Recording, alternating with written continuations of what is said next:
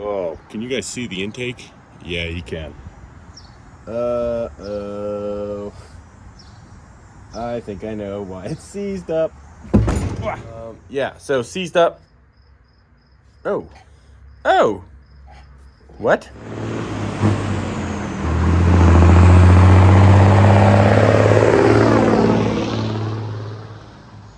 So if you've seen my channel before, you've probably seen the other two skid steers we had.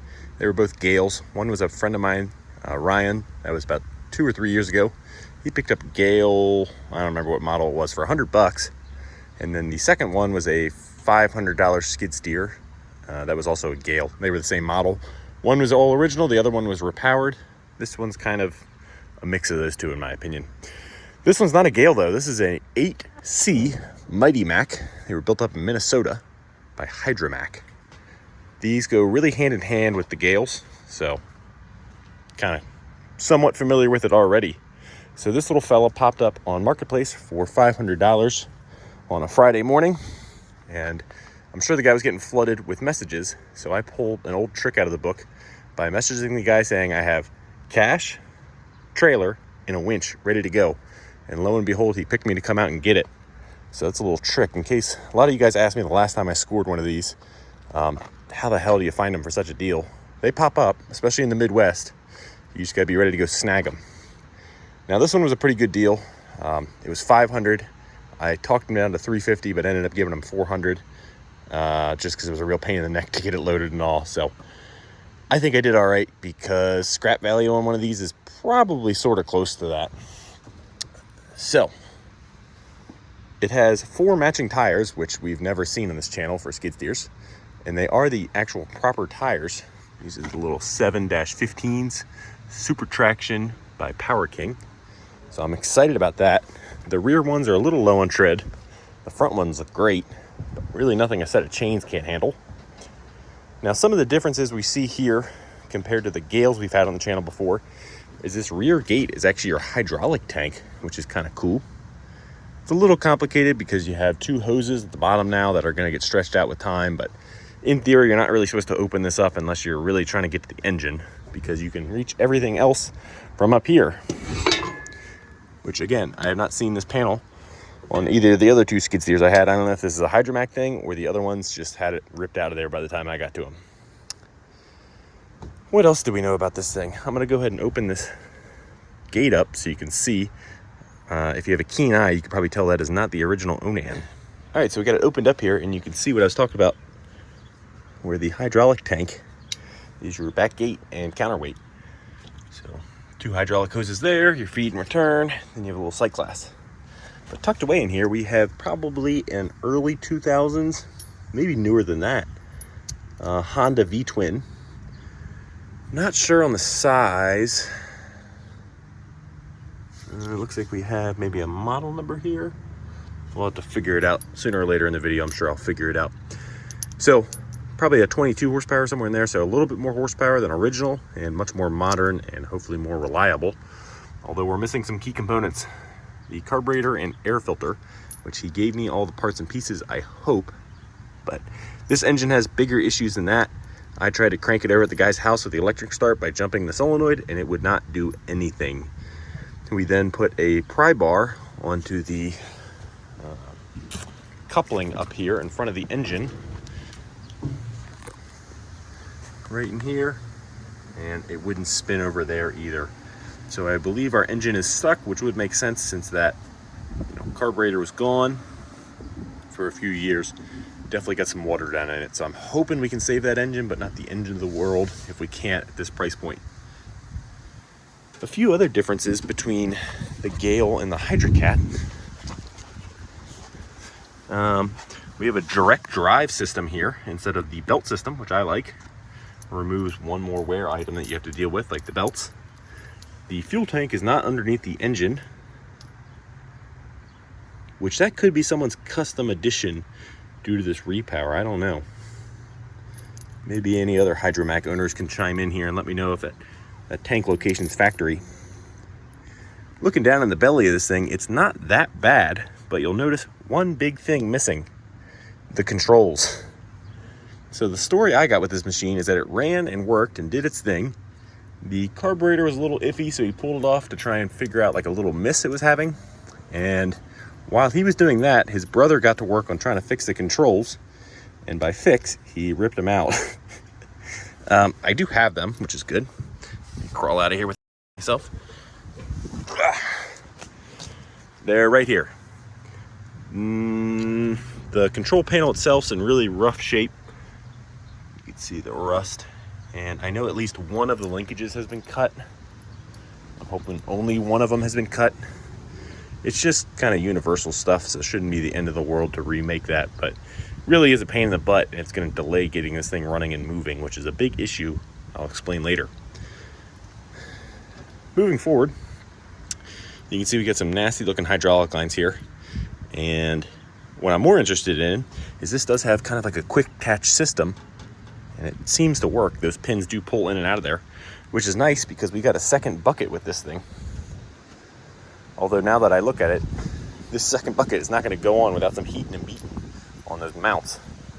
But that could be really handy if we built a set of forks or anything else for this thing. The original bucket is remarkably straight and it's just a smooth cutting edge. Looks really nice. Overall, this thing's not all worn out.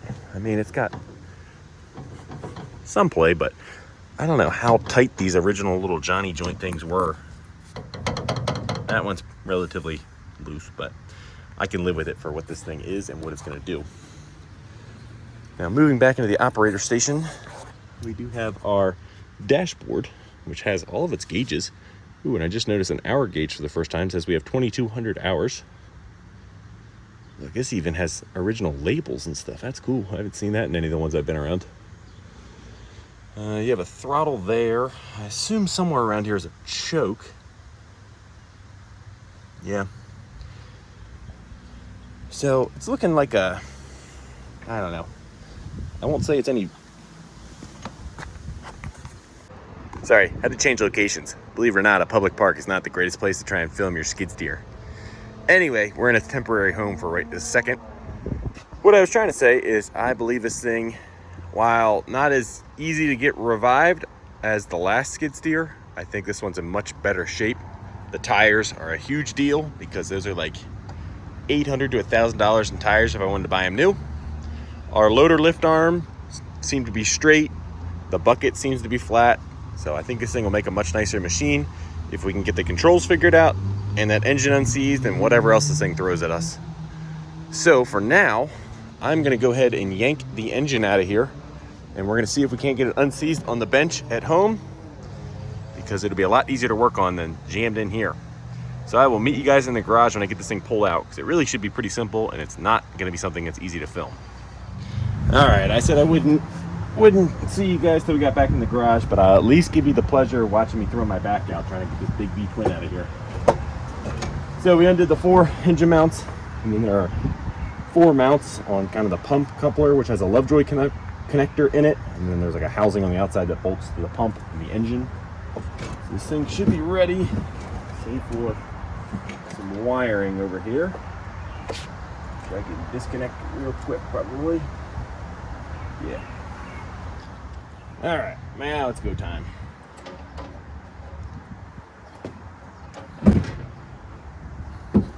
Oh no.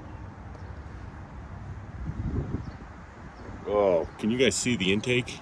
Yeah, you can. Uh-oh. I think I know why it's seized up. Wow, I've never seen water do that. All right, so we got a ton of rain last night. Getting this thing was a fiasco. Oh, great. These are some sort of alignment washers up here. That'll be a treat to get in there. Anyway, getting this thing was a fiasco. I went and picked it up during a tornado warning. Ended up getting stuck in the guy's yard for like 30 minutes while it poured down rain and carried on. Then we had to dodge thunderstorms and lightning strikes to get it loaded up. So hopefully some of that water is just from last night. Hopefully all of it's from last night, because there was like a plastic piece covering this and then that hood was down. So hopefully this thing didn't ingest water for the last 5 years, but we'll know when we get home.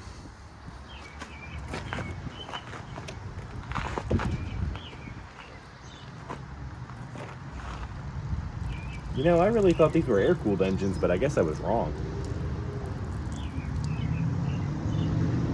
That's not day-old water in there. Oh.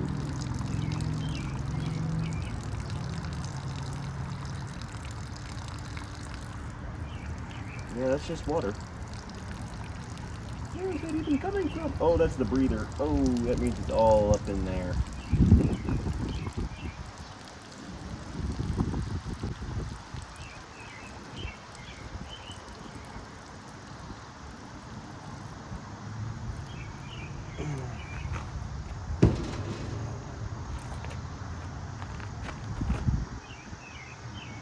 The dipstick doesn't look that bad, though. I don't understand it.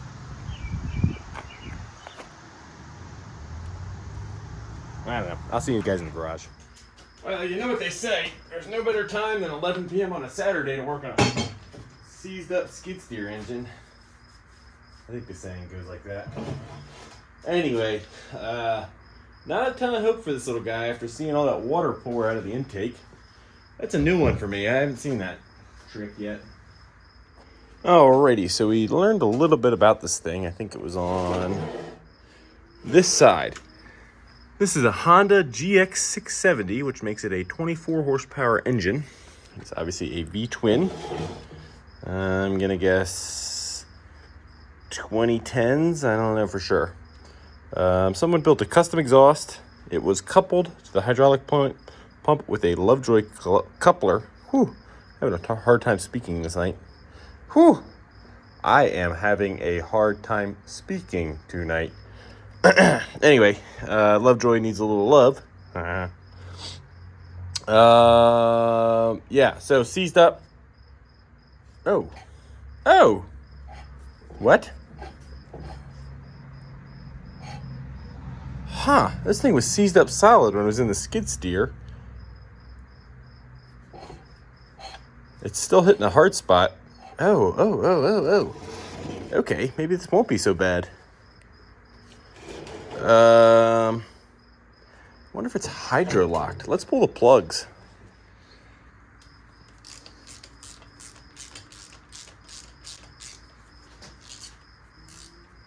Now don't judge me. I am not some rich guy using Snap-on. I bought this used. It is an awesome ratchet though. All right, what's behind plug number 1? Oh, I thought we were a lot closer to coming out. We're not. Almost there. Some watery goop. I can actually see the rust down in there. Lovely. Ooh, same story. This one's actually way worse. But will it spin over now? Not quite.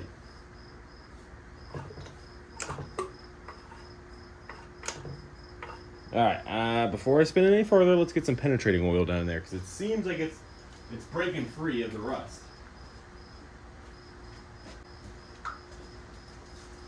I think there's probably like a rust ridge built up from where the pistons were sitting. And it seems like it's coming. It's willing to work with me a little, which is good. We like when our engines work with us a little. All right. Work it back and forth slowly. Yeah, it hits a real hard spot there. And a real hard spot there. So I think we get about a half of a quarter of a crank revolution out of it.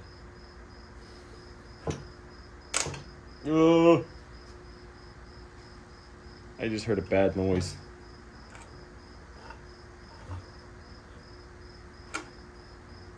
I hope that's not down in the cylinder.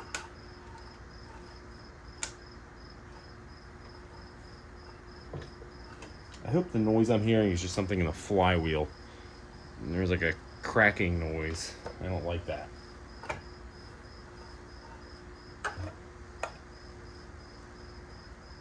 Alright, I'm going to keep working this thing back and forth slowly. Keep hitting it with some penetrating oil. And maybe we'll just fill it up and let it sit till tomorrow to be safe. Aha, never mind. We had a great success. I just very, very, very, very carefully and slowly, work this thing over by hand while spraying more PB Blaster down in it. And we have full rotation now, which is super, super good. Sweet. Awesome. Yeah, this is not something you want to do. Like, you don't want to put a pry bar on it and just you destroy your rings, or worse yet, maybe even a piston. But I think just slowly working it back and forth. You don't want to force it past the hard spots, but you're just kind of pressing at that rust. And eventually, sometimes you get lucky and it'll break free like this one just did. And better yet, we have compression on both cylinders, at least a little bit.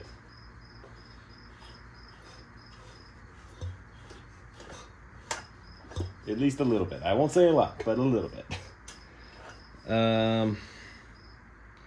Let's grab a jump pack and let it spin a little bit. We'll keep pumping oil into it. But now that it's broken free, it should be fine to go ahead and do a few rotations for us. All right, we got way too small of a wire for the job, but it'll hang in there until it doesn't. Now, if we ground it, it should try and... Yeah, there we go. Ah, why did I stand right in front of it? What an idiot. Oh, no. And I blasted my plasma cutter. Poor fella. Sorry, Hypertherm. I've only relied on you to make me money and build all sorts of things for the last, 8 years. I'll wipe you off in a minute. All right, let's try that again with, a rag over the blast radius. Let's try that now. Let's get you guys all angled properly.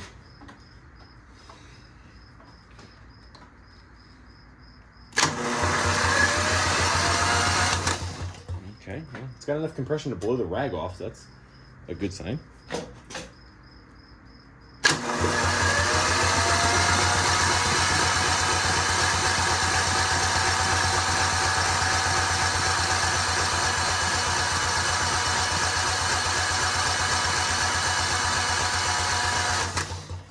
Yeah, I think this thing will dial. It seems like it's got enough compression.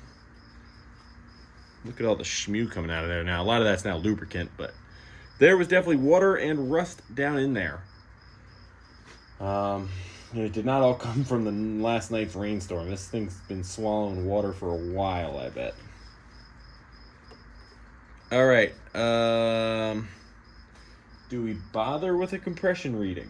This would be a great time to do it. I don't know that it's that important for what we're going to do, though. We could slap the plugs in it and see if we have spark. Let's do that. And by slap the plugs in, I just mean pop one in and just see if it sparks outside of the cylinder.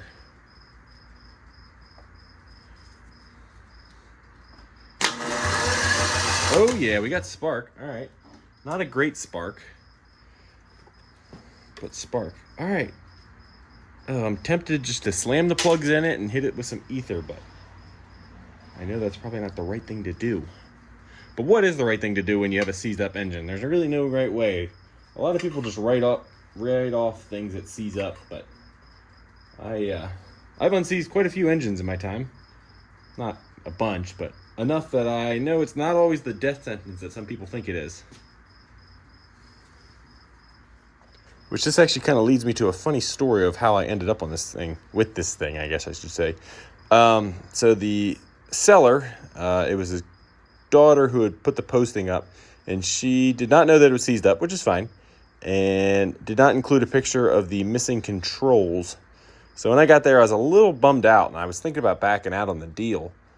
But the guy made the clever decision to go ahead and let me know that if I didn't buy it, the scrap guy was coming the next day and he was going to take it. And I hate to see old equipment scrapped, so he got me hook, line, and sinker. Anyway, let's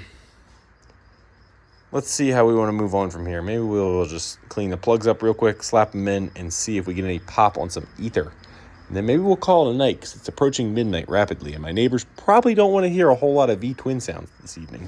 Alrighty, sorry the compressor's on, but everyone's got to say thanks, Mom, down in the comments, because my mom was the one who got me this spark plug sandblaster, and it's going to come in handy for these nasty things.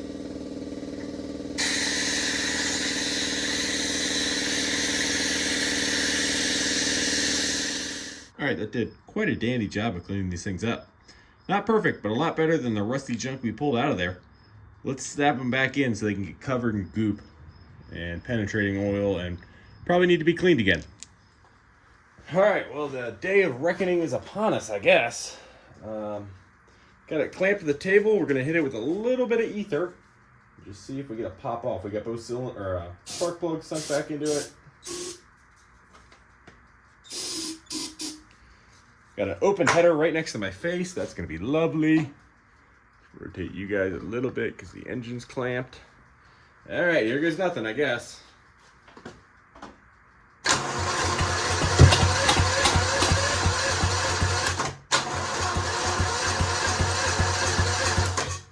I saw a flame. Let's try a little bit more ether. You know, better yet, I got some two-stroke sitting right here. That'll help with some cylinder lubrication.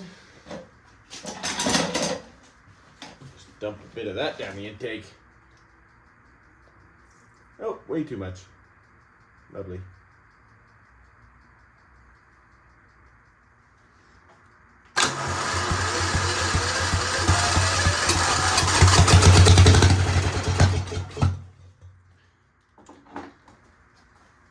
Sweet. All right, with that ray of sunshine, we are going to call it a night. I already woke up the neighborhood trying to fire up the boat for the first time.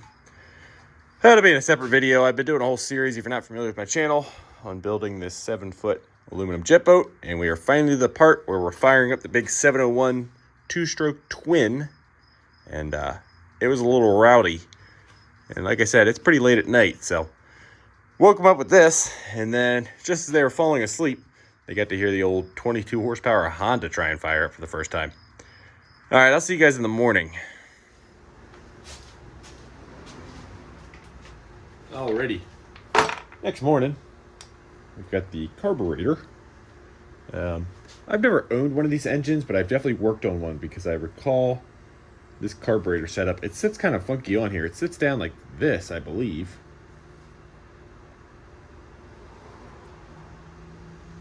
Right? Wait a minute. Yes. Yep. I thought that was a 4-bolt pattern on the engine, but it's actually a 6-bolt, and I guess you only use 3 of them. Kind of odd. Anyway, I don't remember if the guy said he ever actually cleaned this or not. I know he said he pulled it off to clean it, and we're missing some screws in the base. So I guess he went in there. I hope we have those screws. He did give me some stuff. I think he gave me a little bit more than this stuff, though. I sure hope he did. All right, well, I just checked. It was, like I said, it was storming really bad, so the guy actually threw the parts in my truck toolbox. So I wasn't really sure what he put in here and what he didn't. So maybe I'm still missing a bag of screws. I don't know. Yeah, this does need to be cleaned. So far we're missing 2 of the bowl screws, which is a big problem. Looks like we might have the carburetor, 2 of the carburetor mounting screws, and 1 other like plastic screw, probably for the air box. I do have the complete air box, which is nice because that would be kind of expensive. But the screws are just annoying more than anything. But, oh well, whatever. Let's pull this all the way apart and see what's going on. All right, I always mention it when I use it, but if you don't know what this is a manual impact. If you don't have one and you work on junk like this, go ahead and buy one, because they have saved my butt so many times with stubborn screws.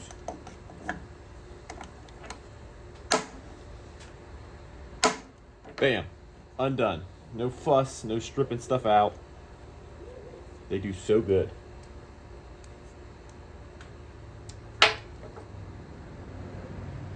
Looking pretty chalky in here. Now we need the screwdriver for our jets. These are really simple carburetors. I My buddy Kane just gave me the screwdriver, and someone already took the liberty of grinding down the sides, which makes it perfect for jets. This one's not a big deal, but usually it's really tough to get down in the hole and get a jet out.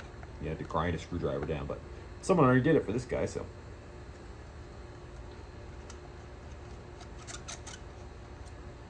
All right, we got the faceplate of the carb off. These are super funky, but I kind of like them. Anyway, throttle butterfly works really good. Choke works good. This carburetor is really in pretty good shape. I would be willing to guess it's because it didn't sit out in the water like the rest of the engine did. One question I have for you guys. I don't know what to do when you run into these adjusters like this, where you can't pull them out. There's got to be a way to install them and remove them, but I don't know it. It's something you see on newer carburetors these days because they don't need tampering with stuff. Anyway, let's pull this guy out of there.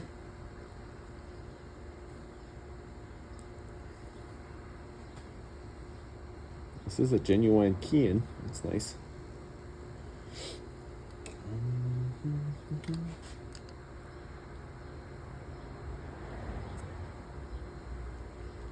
Not too sure what these guys are. Some sort of jet. So that guy's on the right, this guy's on the left. Yeah, I wonder if you can like, pop the...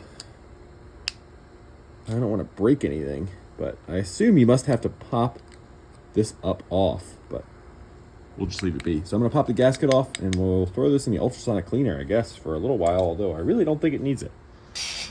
All right, I decided it wasn't worth ultrasonic cleaning this thing. This thing's in really good shape. It's fine. Plop the jets back in after we blew them out with ether. We blew every orifice, including these two, and the main intake, float, or needled seat area, everything, which actually I realized I only did the bottom two here, so blast out these two, see if I can get ether in my eyeball.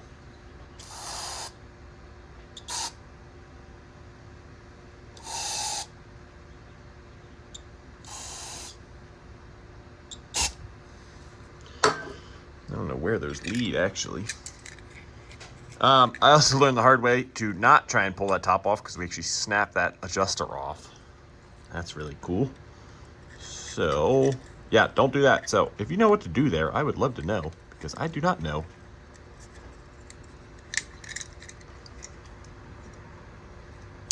I don't know where this leads. But we're just going to keep jamming stuff in it until it seems clean.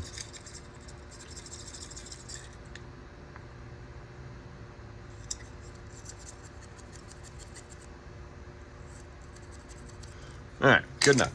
Let me scrape this gasket a little bit more. There's my blade, there's my blade.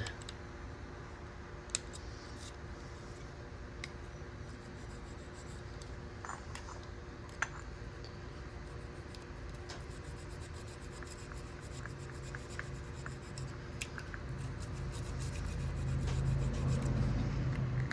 think this thing needs a little bit of Scotch-Brite sanding. Just killed a big fly. A little Scotch-Brite will take the rest of that stuff off. Alrighty. We're gonna drop our needle in here. We're just barely gonna clean it up with some Scotch-Brite. I know you should not do this, but what else are you supposed to do to get the gunk off, you know? Definitely don't want to go at it with sandpaper or anything too coarse. But I have done that in the past too. You gotta do what you gotta do, you know?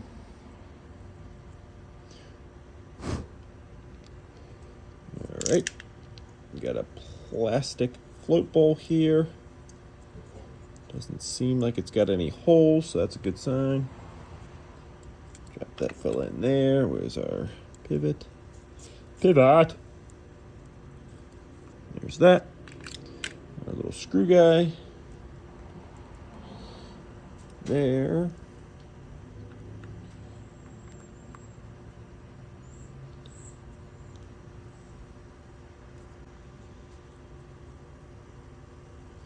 Bingo. Works good. Sits pretty flat. We're good to go there.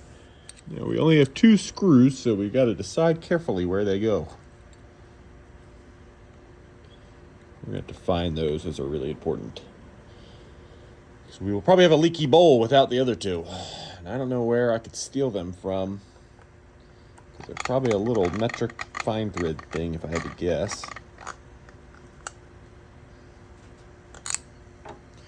Alrighty. Let's stab it on the engine, I guess. Not feeling super confident without the rest of those screws and some other stuff we're missing. The carburetor set in its place. We had to hook up the fuel shutoff solenoid to the bottom of the carburetor, but it looks like someone already gutted that thing, so that shouldn't be cutting our fuel off, which may prove to be an issue because I think that is the ignition kill on some of these engines. At least I've seen that wired up to be, your kill. Because as you saw last night, we didn't have to do anything to hook ignition power up to this. These engines are really sweet. I love this era of V-twin. Briggs, Honda, everyone. They made them so really you could just bolt them onto something and they run with fuel hooked up to them. You don't have to wire anything. Especially if you just set them up to be pull start. That being said, there should be a ground somewhere on here that we can hook up to kill it if need be. Those fuel solenoids are good because they do shut off fuel, but they're not necessary. All right, we got to hook this fuel line up to something, and then we can attempt to try this, although we are missing a bolt here and then the two bowl bolts that you saw earlier. Sorry, Coot. Feels like about once a week you have to give up your fuel tank for something else. It's just the easiest one to get off anything, and I know it's clean, so that's why I always use it. All right, we'll try the battery charger now.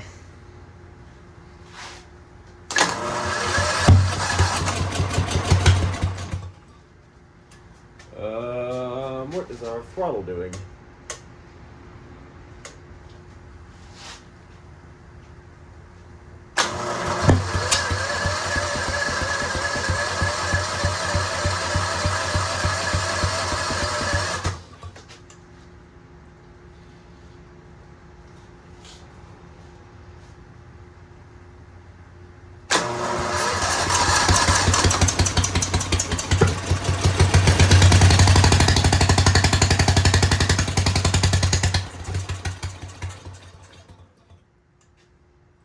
There was something.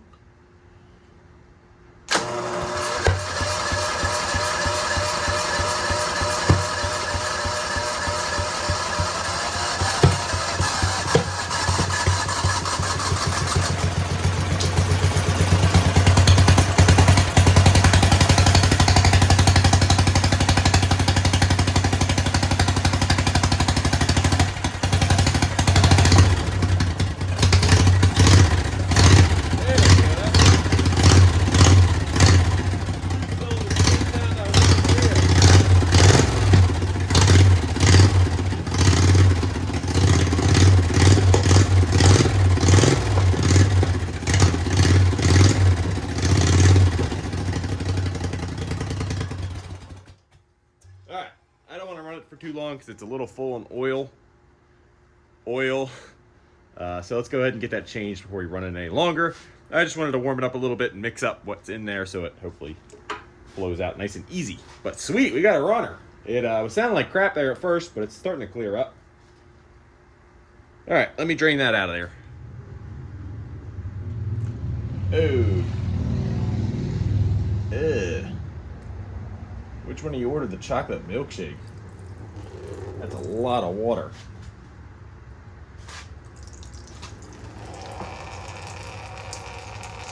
Oh, man, it's like just tall enough where it hits terminal velocity by the time it hits the pan. It's making a mess. That's some gunky stuff, huh? Glad I didn't run it any longer.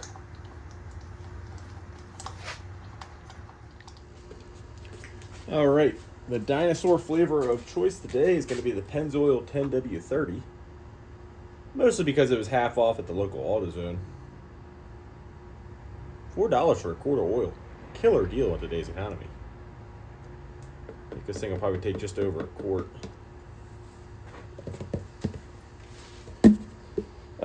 Didn't get a filter. They didn't have one, of course. I'm going to order that online, which is fine because I wouldn't mind running it for a little while longer. Like, 20 minutes or something, and then changing the oil on it again. So I'm not too concerned about the filter right now. because that was some pretty nasty goop that came out of it. You can see the pan. Yeah. In case you didn't know, you don't want your oil to look like that. Let's fire it up again. Sorry, I forgot to start the camera, but I fired it up again. It's running pretty good. I don't know why it sits there and idles really good for a second and then kind of, I don't know, like catches itself with the governor. I don't understand why.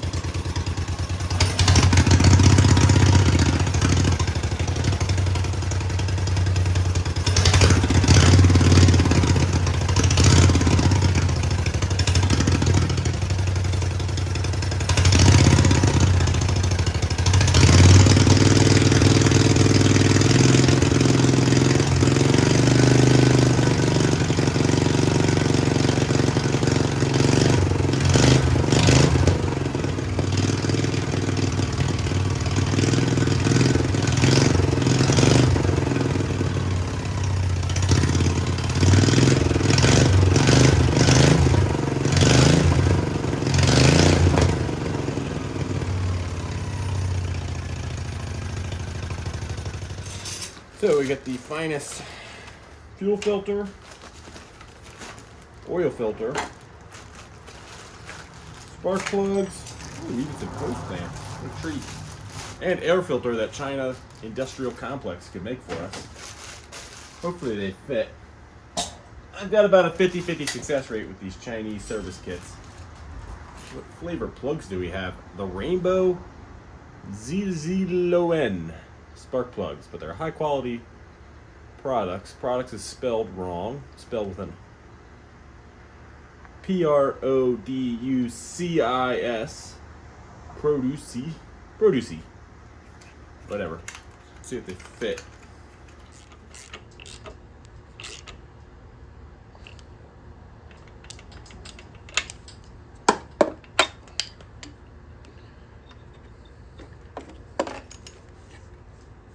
Bingo.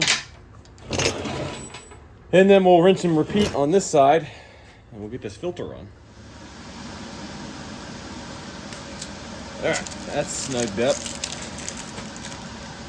Now we just gotta do the air filter and fill it with oil. Well, at least we know the air filter is gonna be sealed up, huh?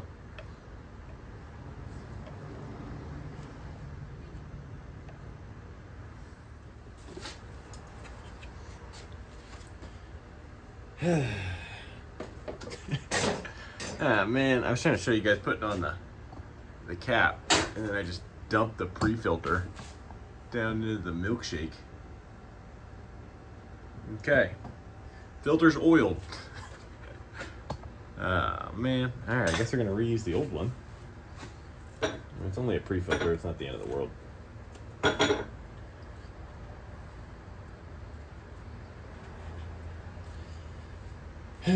Whatever.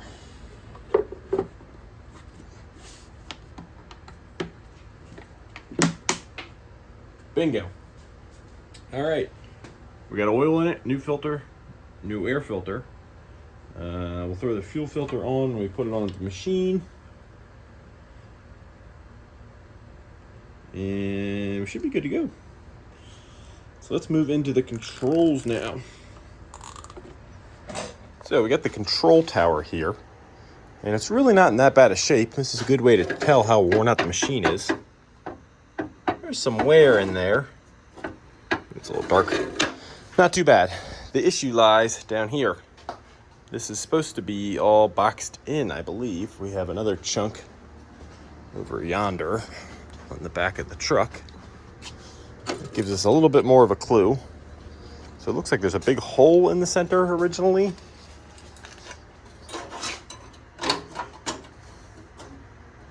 Something like that. It's like playing with a puzzle, but half your puzzle rusted away. So, looks like a couple mounting holes on the outside. Big old hole in the center for some reason. I don't know what that's about. And we should be in business. Now, the rest of it looks to be in pretty good shape, so I think we're just going to throw a sheet on the bottom here and buzz it together and call it good. This is pretty thin stuff. See what I have on the table. This is only like 14 gauge, so probably just match that.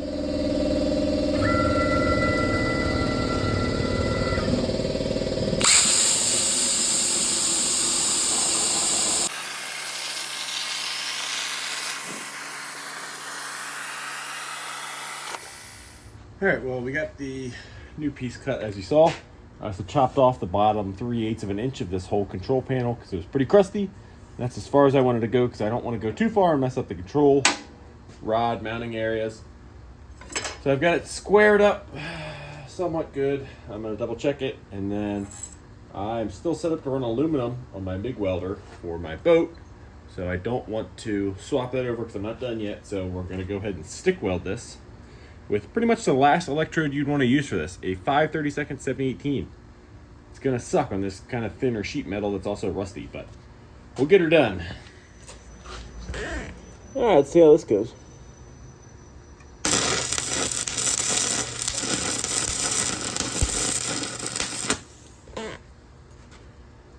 I mean, this is how God intended a skid steer to be welded on anyway, right? Crappy farm stick welds. Oh yeah, just blew through that. Lovely. All right, we got it welded down, and man, what a pain in the neck. Most of this stuff's just rotten, like, to nothing, so that doesn't help. And then, of course, I use the absolute worst rod. The only rod that would be worse than this is jet rod, like 5/64 or whatever the hell, 1/4 inch, 7024, but it's welded down.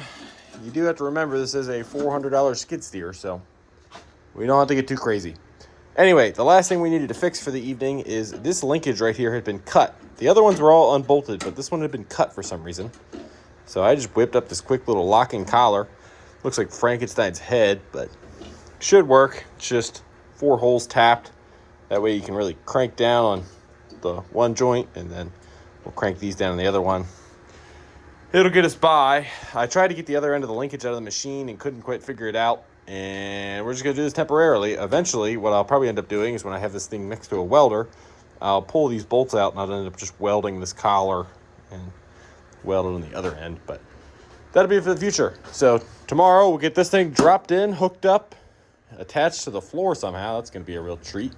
I think we're going to use one of God's greatest gifts, the self-tapper, to get it onto the floor. And then we'll go ahead and drop the little Honda in. We should be ready to rock and roll. We're not going to drop that Honda power plant in it. That would be quite entertaining as skid steer. We're going to drop that one in it with the Coors Light can. Alrighty, next day. Let's go ahead and see if we can drop this thing in there. I'm a little worried. There's some spacers there, which I guess make the coupler sit nice and square, so we need to make sure those stay put. And try my best not to hurt my back.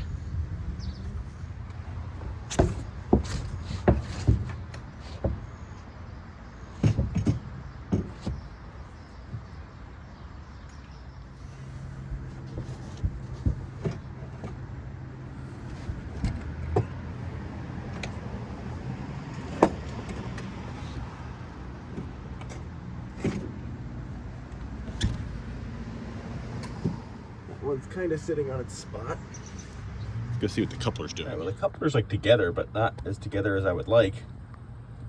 It seems like the engine just bottomed out on that mounting plate, so I don't know what the deal is there. Alrighty, so we got the engine set in place. Got the 4 bolts. I only actually got 3 in the engine. And then the 4 bolts on the plate here. That coupler still has a gap on it, so we're gonna have to undo the Allen bolts and pry those together just so that Lovejoy has full contact. Now, got all the wiring, fuel line hooked back up. Really simple stuff on this thing. I mean, half an hour I had this motor back in here. So to say I am nervous to fire this thing up is an understatement, with the controls the way they are, non-existent, and really no idea of the operation of this thing. A little scared of what it's going to do when I fire it up. So I pulled the intake off so I can quickly choke it out, because I don't even know if the kill switch is going to work on this thing, how it's wired up. I don't know. There's a lot of things I'm concerned about here. Let's just see how it goes. I forgot to bring a battery, so hopefully the jump pack's got some nuts to it today. Let's see if the wiring's going to work at all. Yeah, it could, because there's a bird's nest behind the dashboard. All right, I think I decided I can jump the starter from inside the machine, and then that puts me right next to the controls, and I can still throw my hand on the carburetor if need be. So let's try that.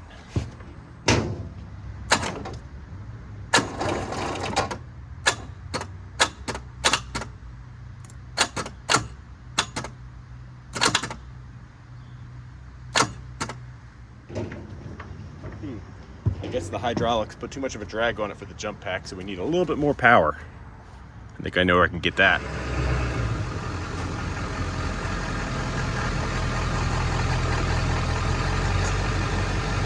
All right, we got the Ford hooked up. Let's see if it'll crank down.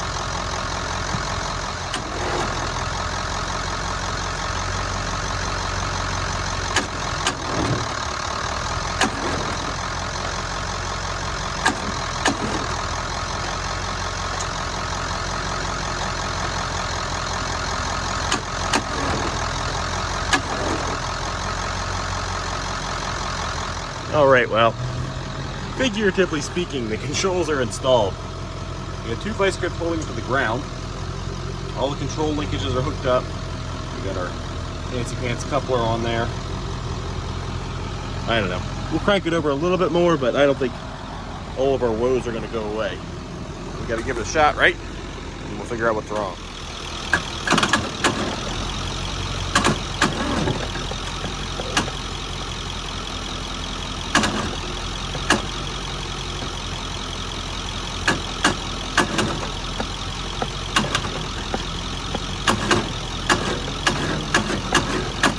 Well, maybe drive-by-wire machines aren't so bad after all, huh? So I need to get online and do some looking, see what's wrong here. I think since we lost our original mounting holes for the base plate, we're sitting in a completely different spot. Neutral's in a different spot. I just can't seem to find neutral. It's constantly wanting to do something. And I remember that from the last ones. They, when you crank them up, they try and move, but this one's definitely a lot worse. This one's scary. And the first thing I got to do right when I get it running is, you know, right now it needs to stay put, but eventually I'll have to get it off the trailer, so I need it to kind of function correctly right off the bat, you know. It'd be a lot different if I was out in the middle of a field. I would just go with it, but. Alrighty, I joined you in the garage with my only other skid steer I have. The Hydrocat's not stored here, so I couldn't finish out the video with that. Stay put. Figured might as well finish that with this one. So we're gonna end off the video here. We're already getting a little longer than I'd like my videos to be. We did get the little guy engine broken free and running outside of the machine. I was really hoping to get it running in the machine and maybe check out the functions of the machine in this video, but we need to take a step back and redo, or at least go through all the wiring in it so we have control over the engine. And then I think I need to actually crib up the whole machine off the ground so the wheels can spin while we get it fired up, and then we can adjust that linkage to get them to idle and not go all over the place. That would be a much safer route than the route we were just trying to take, and I don't want this thing to come careening off my trailer. So in the next episode, look forward to that. We're going to redo the wiring and get the linkages figured out and just get this thing operational and go from there. So I hope you guys enjoyed this video. I certainly enjoyed reviving this little machine. It puts a big smile on my face getting these things running and hopefully working again and saving another machine from the scrapyard. So if you enjoyed this video, please leave me a comment or a like down below, and I will see you on the next one. Come on, little guy.